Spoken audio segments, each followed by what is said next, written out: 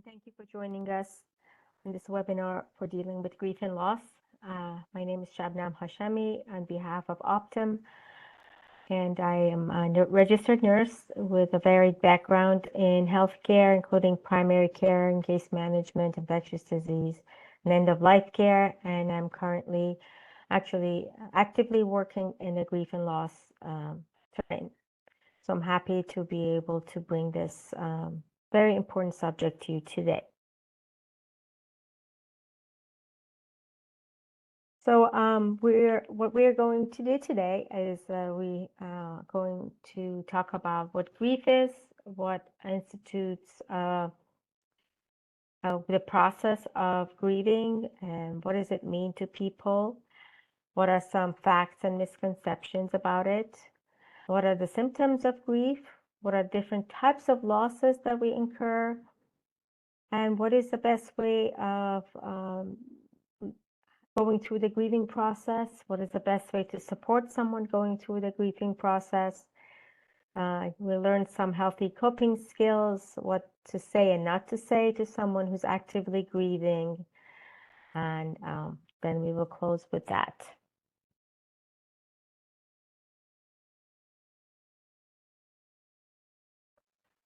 And if you have received your workbook, I would like you to be able to follow along with it, or if you receive it later as well. And when we go through all of these subjects around grief and loss, to be able to answer some of the questions in the workbook, to be able to really get in touch with your own feelings. If you have incurred major losses in your life, you'll be able to kind of be with that and see what your views are, what your coping skills have been. In this way, you may learn a little bit more about your own process and be able to help others.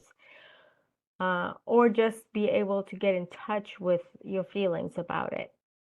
And at the end, you can just kind of summarize your own experiences and where you're at with it, and what you hope to go forward with. So some facts about loss. And grief is not just about death, losing a loved one. Loss is universal. We live with it every single day. It is kind of every single minute there is a change in our life, whether it be in our personal life, in our work life, and in the world at large. And the way that we cope with it and build resilience is also very, very individual. We grieve any kind of a loss and change. And grief, by the definition in the dictionary, means sadness. Yet, grieving is a very natural reaction to any kind of a loss or change.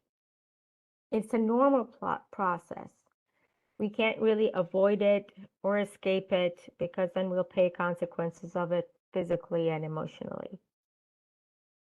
One thing that people haven't realized, and it's just becoming more and more prevalent in the world of grief and loss, is that grief takes as long as it takes. In the Western culture, it's the process of loss and grieving have become very medicinalized and pathologically, like it's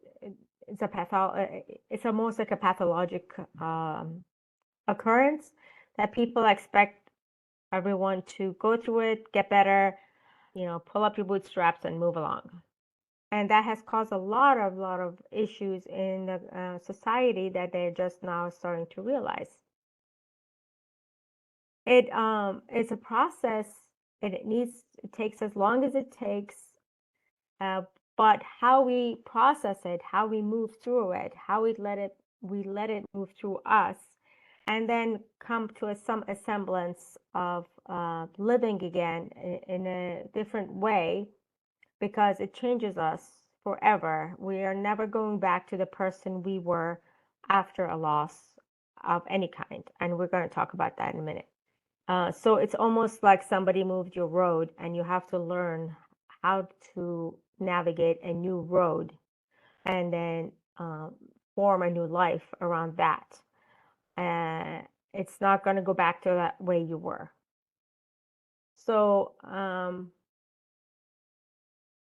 it can affect us in many, many different ways, including our job performance. We're going to more detail about it in a minute.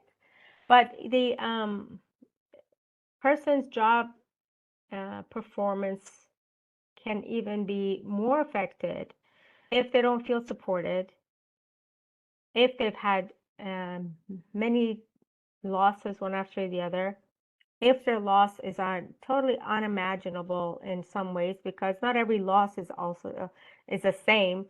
It's just how we cope with it is important. And there's some losses called like a disenfranchised grief is about a loss that is society doesn't look upon it as being important to grief, or they don't recognize it as grief, such as a miscarriage, loss of a pet, loss to suicide that is very hard to talk about. Things like and there was a time, and it still lingers, but there was a time where talking about somebody dying from AIDS was a taboo. Nobody talked about it. They didn't feel comfortable because some of these losses have a stigma attached to them. And some of them, like loss of a pet, is a very extremely important loss, but the society feels like, okay, you just kind of, get over it and move along. Whereas pets can be a part of our family, and their grief and loss needs to be appreciated and needs to also be acknowledged. So these are just some of the universal facts. But then what grief becomes about is a very universal, complex human experience that consists of a set of emotional, physical, behavioral, societal, and spiritual response. So, and we will explore more about that. Loss can be very diverse. Like as I said, it's very personal, and it can be very diverse. It doesn't necessarily mean a death of a loved one, even though that is at top of everyone's list for grieving. But there could also be a loss of a relationship, a divorce, moving, being away from your loved ones, or any kind of a friendship coming to an end. Also, some positive changes in our life can bring about grief. For instance, becoming an empty nester, where everybody thinks that, it is a happy occasion because, say, your child goes to college, moves away, and you're happy for them, but you're grieving the change that brings to your household. It's almost like some people lose their purpose of not every day getting up and having to have a routine with their kid and all of that. So that causes some grief in many people. Life challenges, life changes. Aging brings grief to a lot of people. Any kind of life event, again, moving, is on top of the list of a lot of people. It's stress reducing, inducing, and challenging, and it causes its own grief. As we age, we also lose track of friends, sometimes lose friends. Some people, their health is challenged, and that causes its own grief. Getting a diagnosis, going through a lengthy medical procedure or treatment, having chronic pain, having surgery, losing a limb, any changes like that to your health. Menopause, it's huge in the grief in a woman's life. These are all things that challenge us, and we have to learn ways of healthy coping with them. Loss of a job, being laid off, loss of finances due to that. People sometimes have to go through bankruptcy both because of medical bills and because of a loss of a job, or together. Even getting a promotion, even changing jobs, these all have their own set of griefs because it's a change in your life. When you get promoted, it's a happy occasion, but you're also getting more responsibilities. You may be treated differently by ex-coworkers because a set of dynamics have changed. Um, but those are not necessarily negative, but it's a change that you have to be able to cope with that, process it, and deal with it. Natural disasters, of course, fires, tornadoes, hurricanes. We've witnessed this year many different ones that have been very devastating for the people that have gone through it, and for those who've witnessed it. Volcanoes, earthquakes, all of those. And now you can add to it, the past 3 years, the pandemic had its own challenges, the grief that came with the sudden change in our lives, the grief that came with people losing loved ones to the illness or complications of it, the fact that people had to die alone, elderly people weren't allowed to get visitors. All of these bring their own grief. And now we have all these other challenges in the world, all the wars and everything. So all of these things constitute changes and losses that we naturally will be grieving about. So what can we do? The symptoms of grief is important to recognize what they are so that we can build healthy and coping skills around them. People that are grieving for whatever reason, as we talked about, and have emotional symptoms like anger, fear, regret, shame, sometimes denying what happened. And these are all normal and natural, sadness being on top of the list. Also, physically, physical challenges come with when you don't process your grief properly. And while you're learning how to process it, physical challenges are like you can have chronic pain, you can have lack of, sleep disruption, your eating habits could change, eating too much, too little based on your emotional response. So those are the things that we have to really be careful about because in the long run, when grief is not addressed properly, it can have consequences emotionally and physically.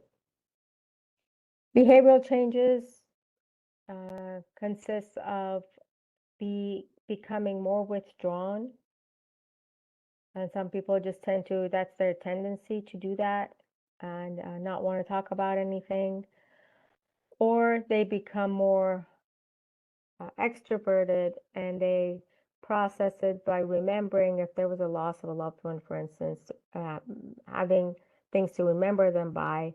So it goes both ways. It's an extremely, I cannot even emphasize enough, this is an extremely individual process for everyone.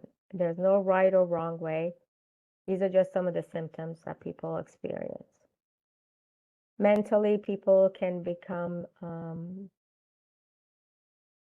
depressed. They can become forgetful because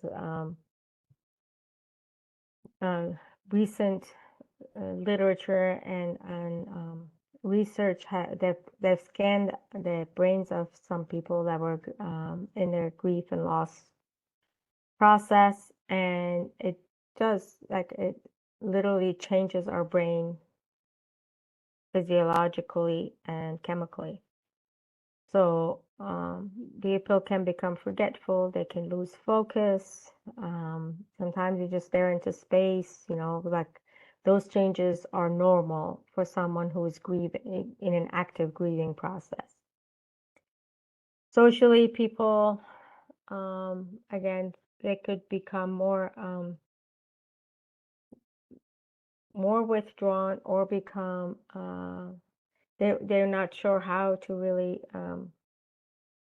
be in a social setting because they feel different if they're not being, especially if they feel like they're not being supported. So it changes our social life as well because we have, like I said, we're on this new road and we're learning how to walk on it, and we have to adapt and then be able to help other ones adapt to the new us. There's going to be a new us with every single change in our life. So we have to change how we um, proceed according to what that change is going to be. Spiritually, a lot of people tend to, especially in the beginning of a loss, lose their faith if they have, had spiritual connection to certainly like in a religion or faith-based process that they had for themselves. They sometimes tend to lose that. It's important for anyone, whatever their belief system is, to be able to keep some semblance of connection, whether be to their organization, whether to be to nature. Some people, take nature as being their higher power, just to really not lose that string, because that does help support people. I'm not saying people should have a certain belief system. I'm just saying whatever spiritual practice people have, it will help with the symptoms when they start to lose that connection.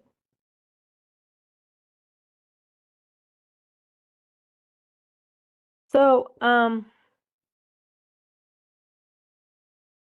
before I move into that, um, into the grieving process and the stages, I also again wanted to emphasize what it is that like mourning versus grieving.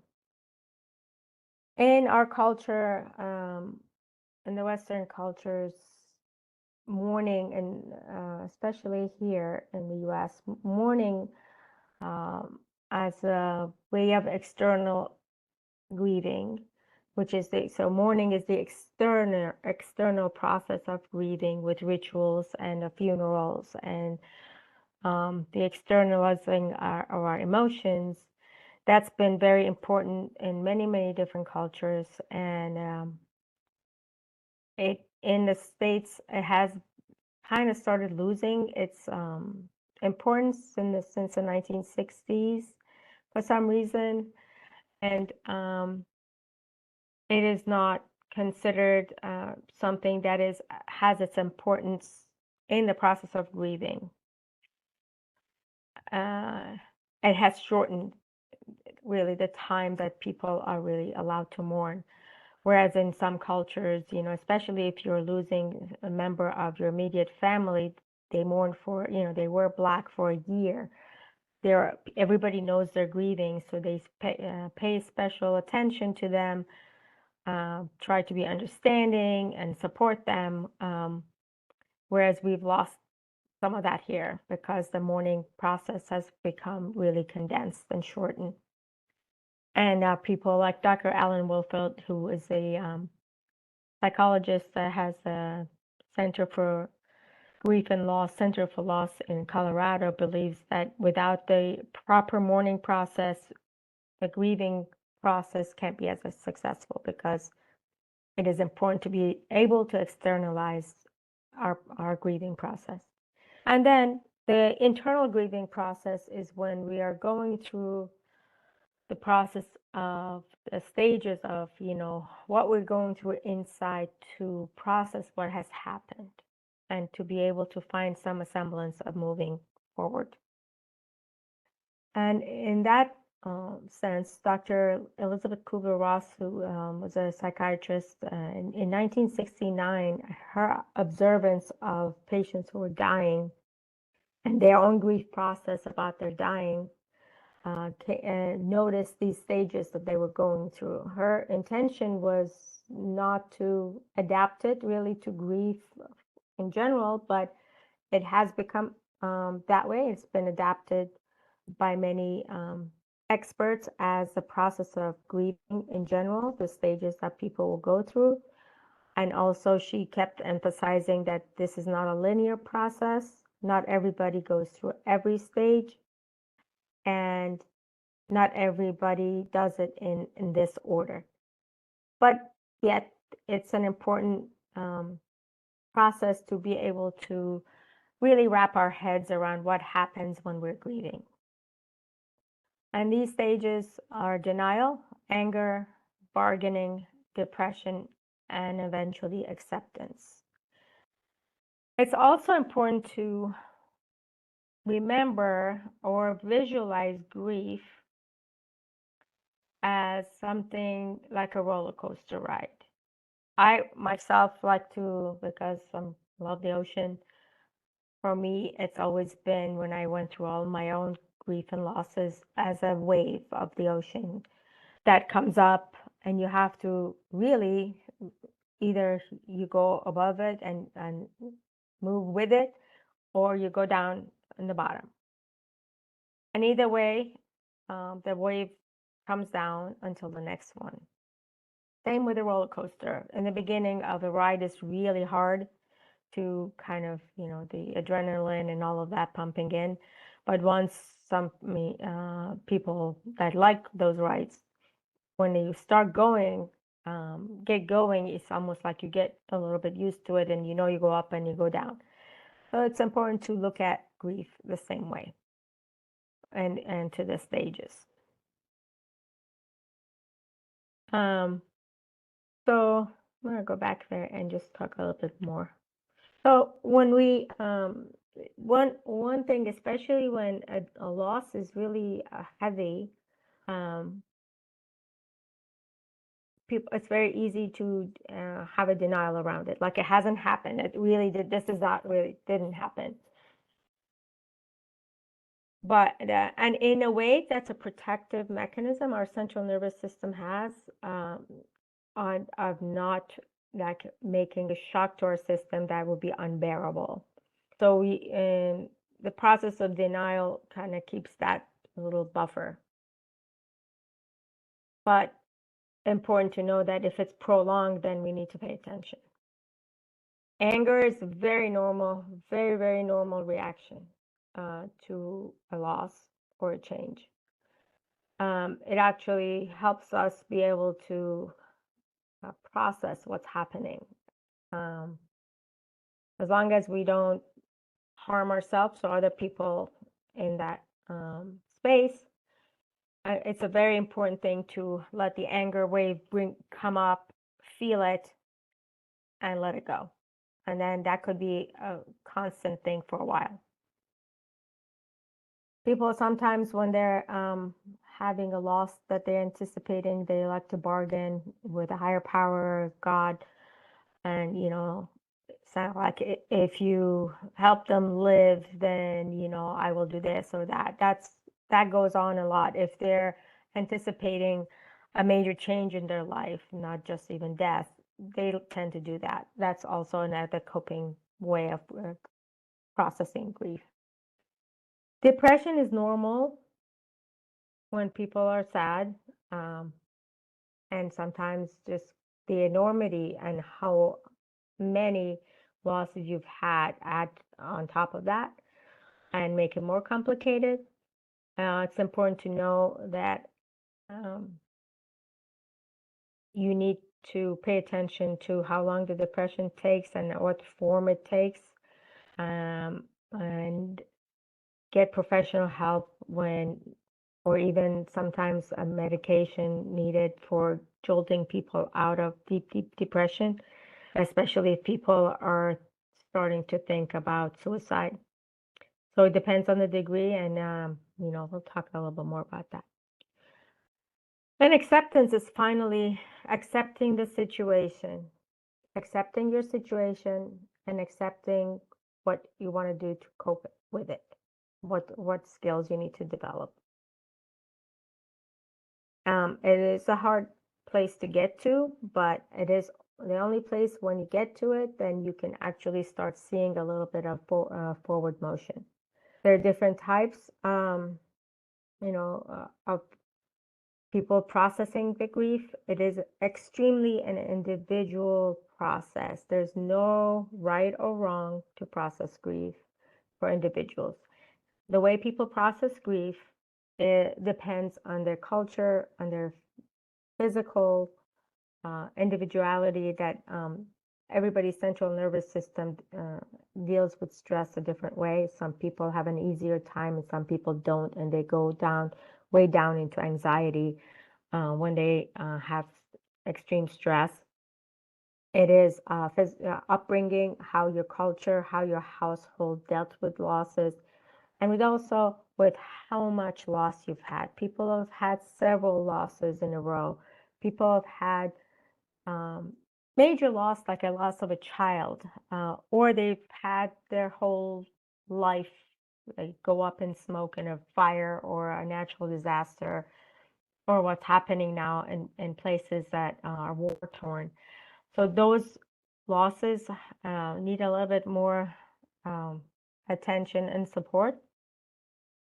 But again, it's individual. There are people that can get into a resilient mode a lot quicker and more, in some people's eyes, effortlessly than others. The important thing is to know everybody is different. Everybody reacts to things differently, and be supportive and of that in your circle.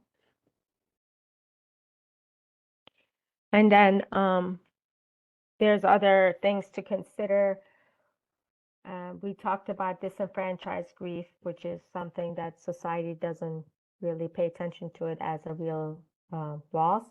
But there's also things like anticipatory grief, which there are people that are dealing with a person in their life, or for themselves even, that dealing with a chronic and a terminal illness. So they anticipate the loss.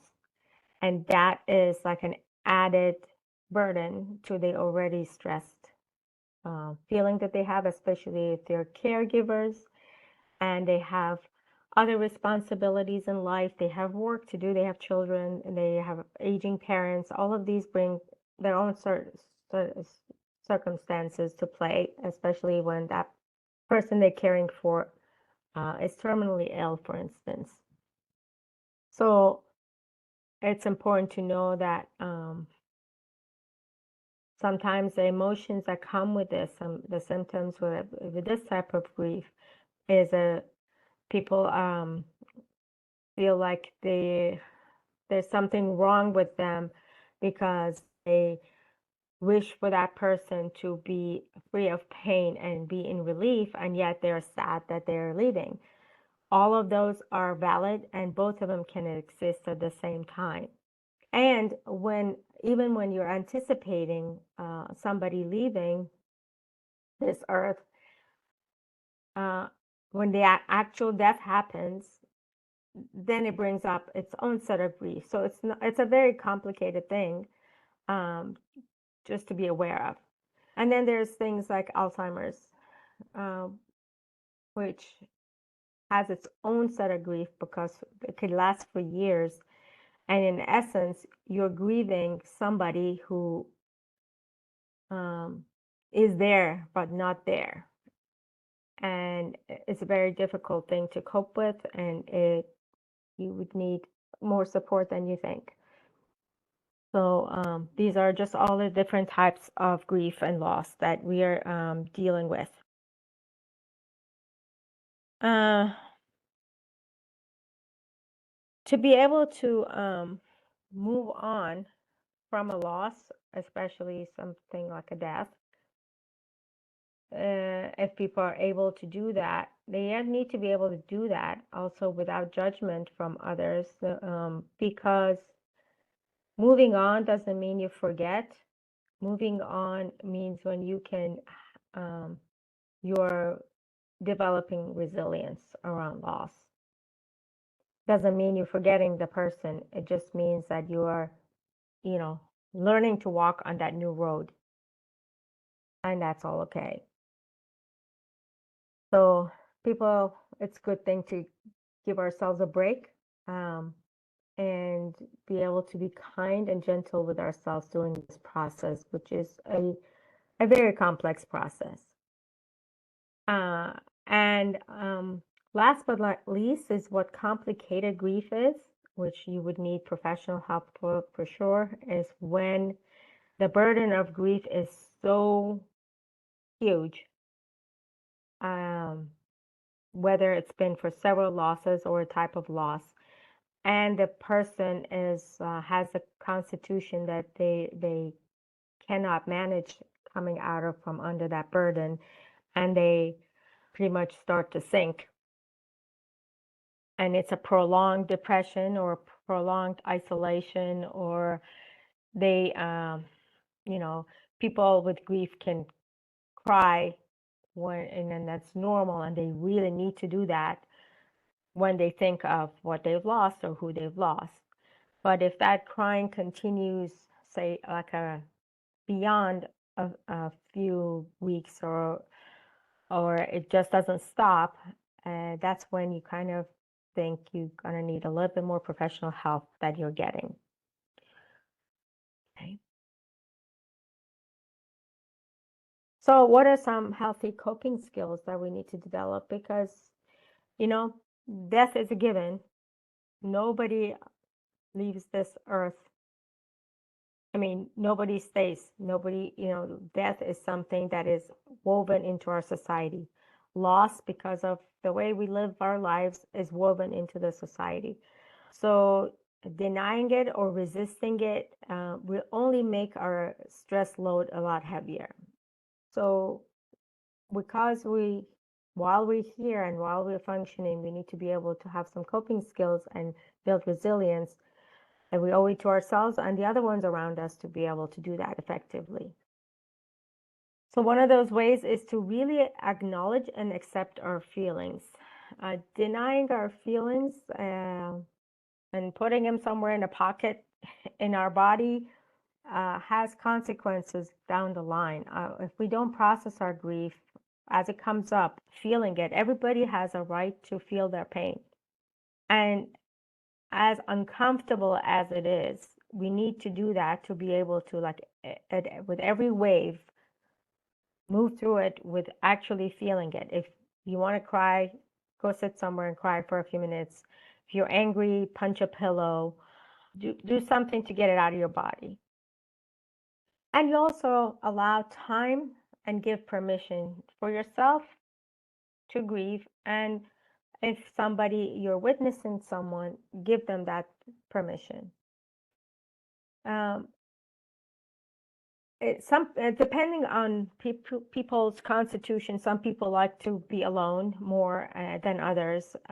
So they would tend to want to think that if they're in isolation, they can deal with their pain better.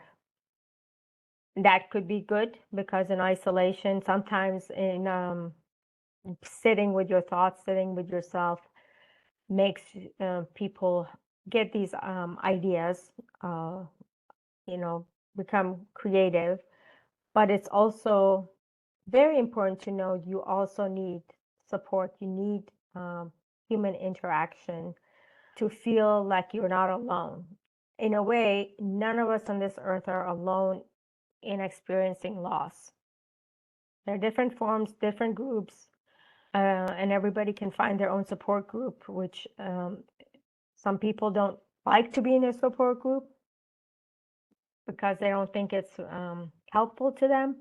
But there are so many different groups out there that so many people find useful to just be there and share and see that they're not alone. So finding support is very important. Creating symbols and memories of if you have lost someone, like knowing that, I don't know, somebody liked butterflies and they're gone, and you see a butterfly, you see a symbol. You associate something they liked as a symbol with remembering them. These are very important after we've gone through the original shock to be able to collect these memories and symbols for ourselves to cope better. It's very important to know that anniversaries, holidays, birthdays uh, might be very difficult, especially in the first 2 or 3 years. So getting support around that time, being prepared for 'em, I mean, even though you may be prepared, it may hit you differently, or somebody that you're witnessing. So being prepared is very important. There's a website called What's Your Grief, but two lady psychologists have made this website, and they have things on their website that are very interesting and helpful for coping with special occasions. And sometimes we get triggered by past losses, and then we have intense reactions when those come up, especially if we have a new loss and then the memories of the past losses come up. You know, it can be, the effect of them could be accumulative. So it's important just to be aware. I mean, it's really good to be aware of our feelings at any given day. I think it's very important to take an inventory every morning, just for a minute, even in the shower or whatever you driving. Just just go within for a minute and say, okay, how am I feeling today? What are some of my symptoms? Even if you're not grieving, it's good to be in touch with that, so that if a loss happens, then you have more access to being aware of your own inner life, inner being. So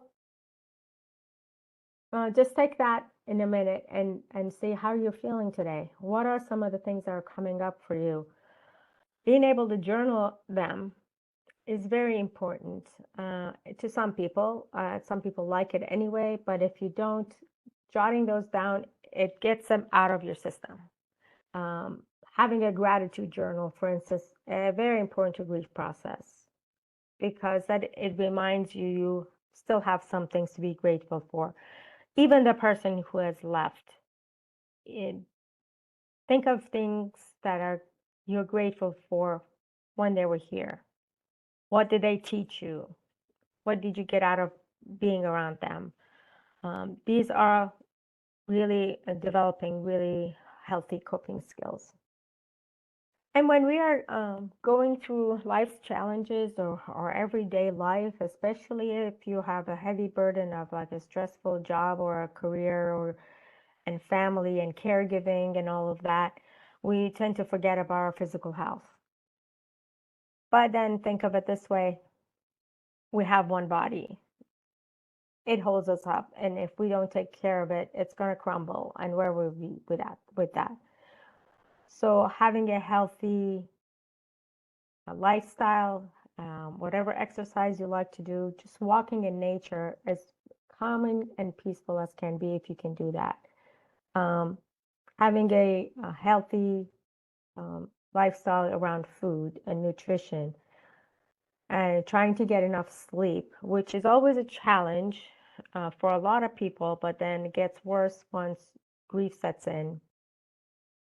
What can you do? Get support around how to make some healthy sleeping habits. And these are just reminders, a lot of people do everything differently. No two people do grief the same way, but uh, these are just things that people have found out that helps to cope better with grief.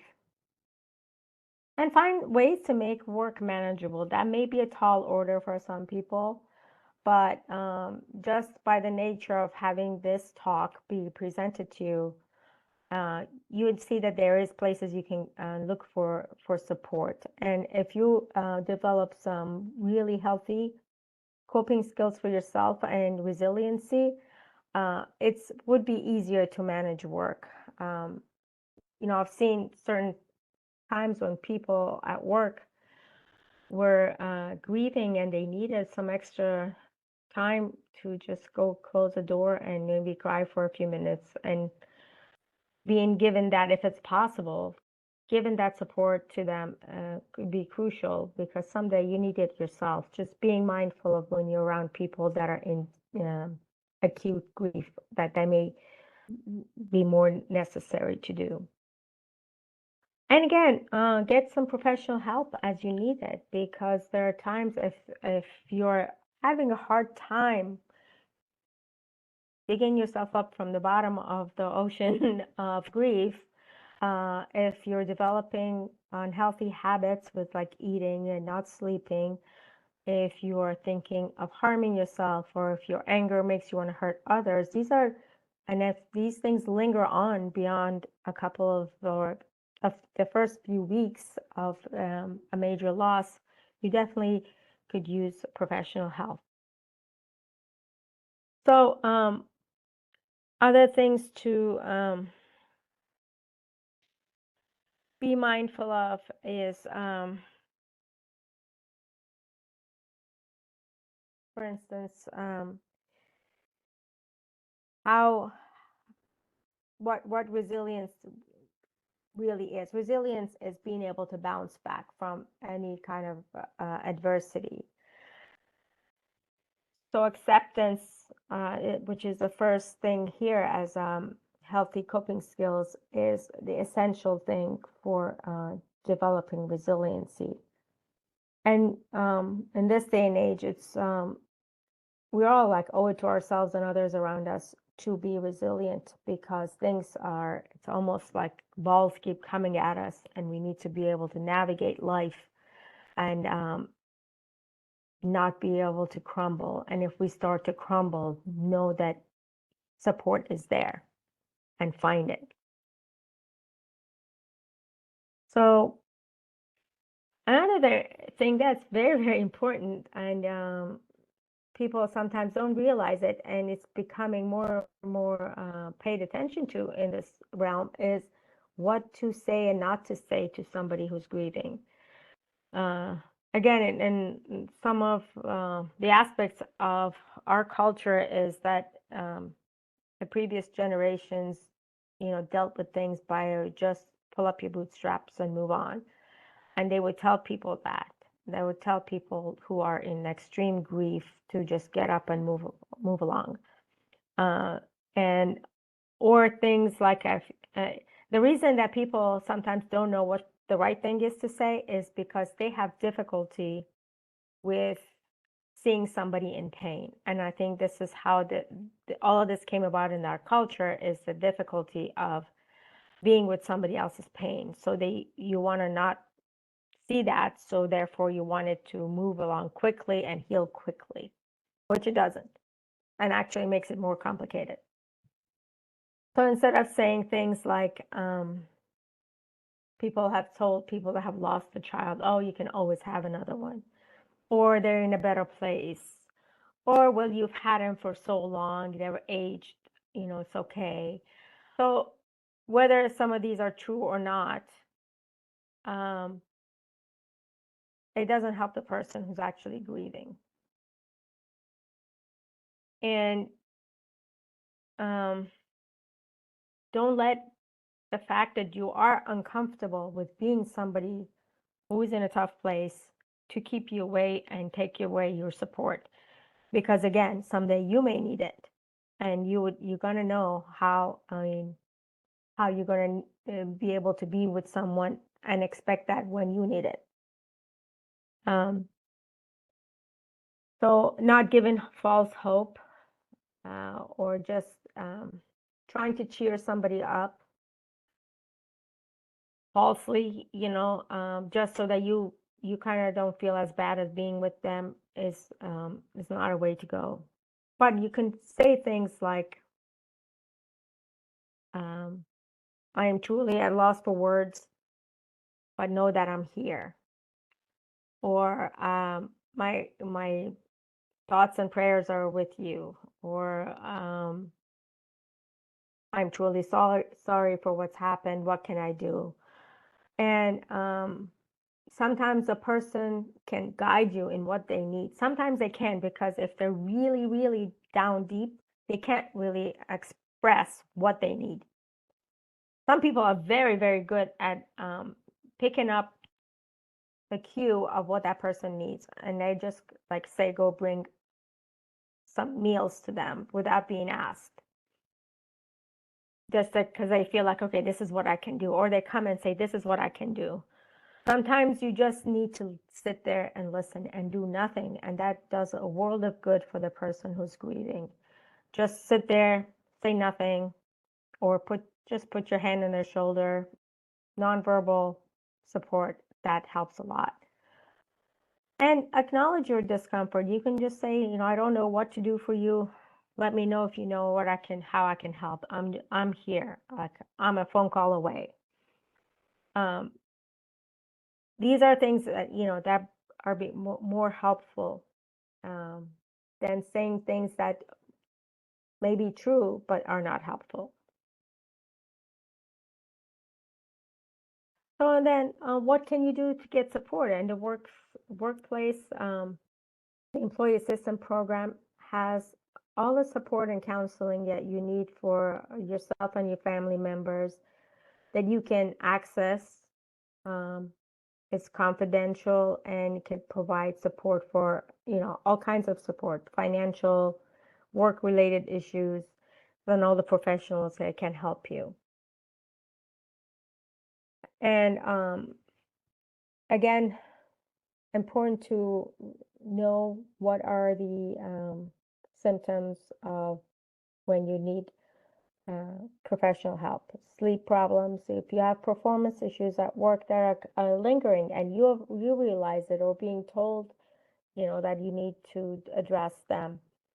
Any kind of relationship difficulties that you didn't have before, or they're getting worse in your life with family and friends. Anytime you are losing interest in anything you liked before, or just feel like you're not taking care of your everyday tasks. More than normal, if you get anxious and worried, and sometimes these thoughts ruminate in your head and you can't stop them. If more than 2 weeks you have constant crying and feeling overwhelmed, like you can't cope. Again, crying is normal. Even for years, people have lost people like years ago, family members, and then every time they think about them, tears come. That's different than not being able to stop crying for like weeks on end. And yeah, noticeably change in appetite, eating little or too much, or starting to develop habits that are not healthy, or, kind of comforting yourself with food or alcohol or anything like that, that is more than usual, like unhealthy habits that are you gravitating towards that you didn't have before.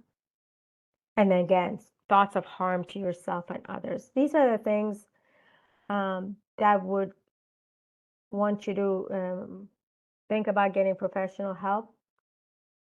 Some of them are more urgent than others, especially the thoughts of harming yourself and others, and the thoughts of like deep depression and overwhelm. So these you want to pay more attention to more acutely and get professional help as you need it. And in closing, I'd like to invite you to look in your workbook and see where any of this has fit in your life. What losses have you endured? How many? If there were multiple, what have you done to do the active process of grieving? And what coping skills have you developed? what are some of the stages of grief you've gone through? These are be really good for us to be in touch with, so that we can be aware of how we react to any situation like this. Again, gratitude journal is a really good way. Having some creative outlets, um, physical activity, deep breathing, meditation, anything that brings calmness to your nervous system could accelerate your process of coping and resilience. Um,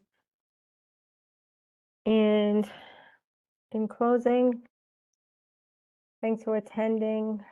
Grief and loss is something that is in our everyday life that we just really need to deal with, cope with, and be there for others, as well as we want them to be there for us, support our family members, our coworkers, and